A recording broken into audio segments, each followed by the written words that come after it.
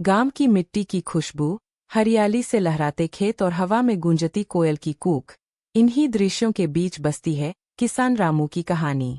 रामू मेहनती, ईमानदार और सीधा सादा किसान था। उसके दिन की शुरुआत सूरज की पहली किरण के साथ होती और शाम ढलने तक वह खेतों में काम करता रहता। रामू का मन अपने खेतों और बैलों में तो रमा रहता, पर दिल की गहराइयों में वह अकेलापन भी महसूस करता था। गांव की चौपाल पर जब युवक युवतियां हंसी ठिठोली करते, तो रामू चुपचाप अपने खेत की ओर निकल जाता। उसे लगता कि शायद उसका जीवन केवल मेहनत और संघर्ष के लिए ही बना है। लेकिन एक दिन गांव के मेले में उसकी जिंदगी ने नया मोड़ लिया।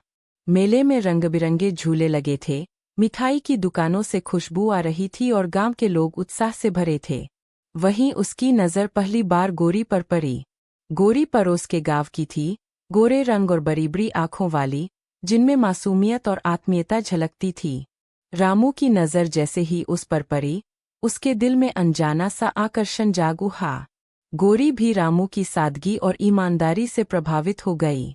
जहाँ गांव के और युवक दिखावा करते, वहीं रामू का सीधा और सहज स्वभाव उसे अलग महसूस हुआ। धीरे धीरे दोनों की मुलाकातें बढ़ी। खेत की मेड़ पर कभी बातचीत हो जाती, तो कभी कुएं पर पानी भरते समय एक दूसरे को देख मुस्कुरा लेते। उनके बीच का रिश्ता दोस्ती से आगे बढ़कर प्रेम में बदलने लगा।